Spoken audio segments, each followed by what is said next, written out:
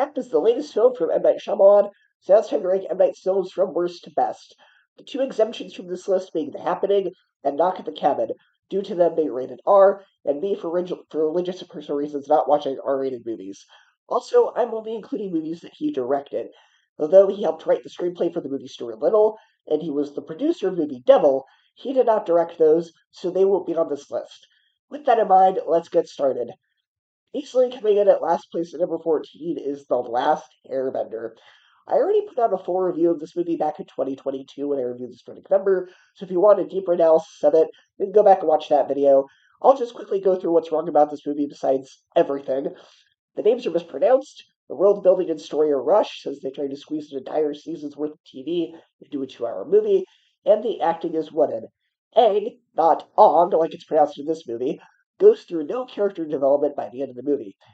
The only really good thing about this movie is the cinematography and the fight choreography, but this doesn't work as a live action adaptation of the show, and it doesn't work as a movie. Number 13, After Earth.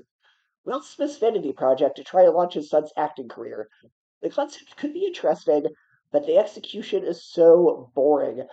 Will Smith, who is one of the most charismatic actors in Hollywood, does pretty much nothing in this entire movie.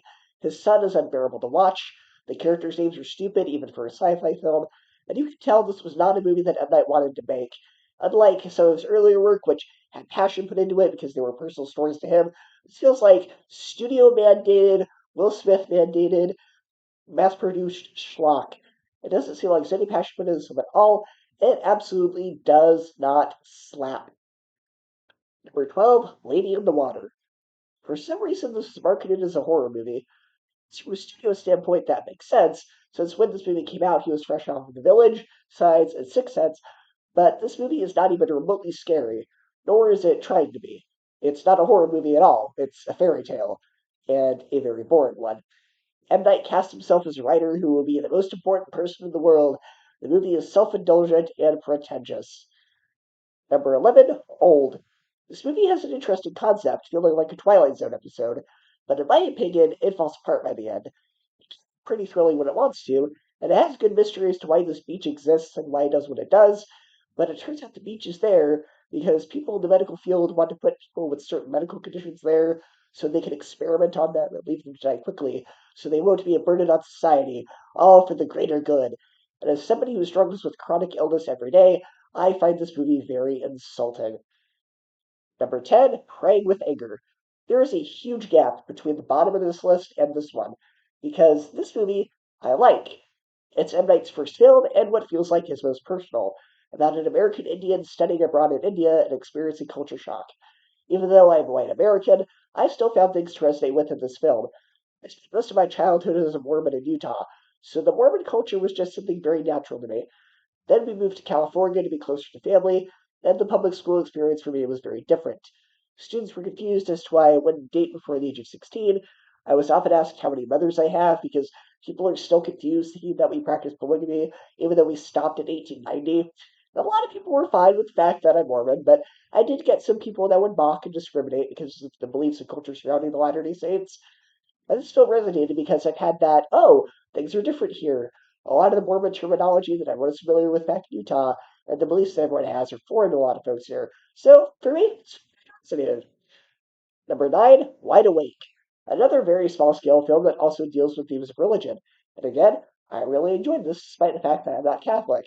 I thought this was a very cute little family film with likable characters and a good message with a lot of heart, but I just can't buy into Rosie O'Donnell playing a nun.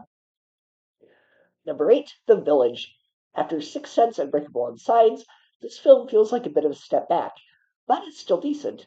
It has good atmosphere, some good scares and creepy imagery, and some good performances from the cast.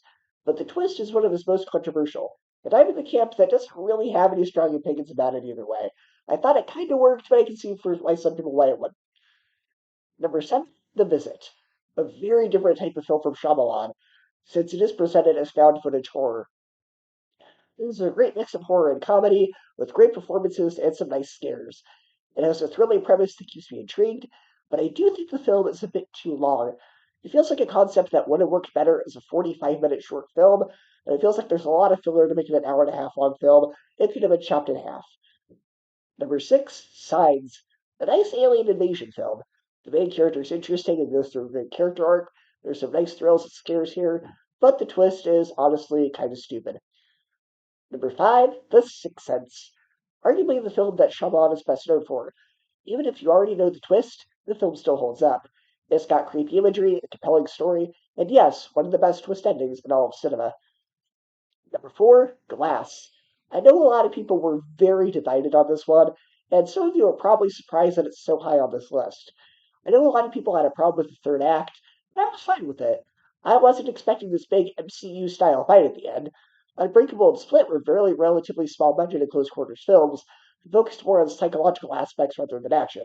So I was fine with this film being smaller in scale and stakes. What I did have a problem with, though, is that at the end we're supposed to feel sympathy for Kevin Wendell Crumb, even though he's done all these horrible things. And also, I think the idea of having a secret society that wants to shield the world from discovering that superheroes exist is a really interesting idea, but the film doesn't really explore it, and it seems like a lot of its potential. Still an enjoyable end to the Unbreakable trilogy, though. Number 3, Trap. M. Night certainly knows what's hot among white women aged 18 to 30 right now. True crime, serial killer documentaries, and Taylor Swift. Let's put all those ideas into a movie. You've got Trap. This time in the past, he's been influenced by Alfred Hitchcock, even going so far as to put himself in his movies like his cameo like Hitchcock would. He still feels the most influenced by Hitchcock, because much like Psycho, we follow a serial killer and lurk into his psyche. Josh Hartnett is fantastic in the lead role as the serial killer, ranging from creepy to charming when he needs it, and the script is for the most part very smart. At times it feels like the Hitman games, where the main character needs to get certain objects and create distractions to get away, and there's a scene where a character has figured out that the main character is a serial killer, but instead of calling the cops, they instead go live on Instagram, and instead of telling their followers where they are, they just rely on somebody else to do it. Things like that are a bit annoying. This film is nepotism at its finest, and Shyamalan's daughter plays the Taylor Swift type character. She does a good job, and I was interested to see what happened to her. This is one of Shyamalan's most thrilling and original movies, even if at times some of the plot doesn't make sense. It's worth seeing. Number 2, Split. A movie that works as an escape thriller and also works as a movie in the universe of Unbreakable. This is the darkest of M. Night's films, exploring themes of mental illness and child abuse, while also adding a supernatural element to it.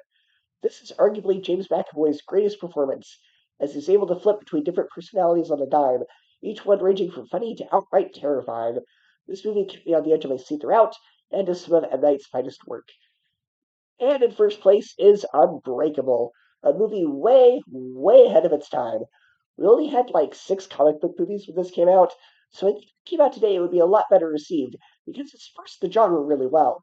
It isn't this big spectacle action filled comic book movie, but rather a personal story about two characters using their wits against each other in a mind game.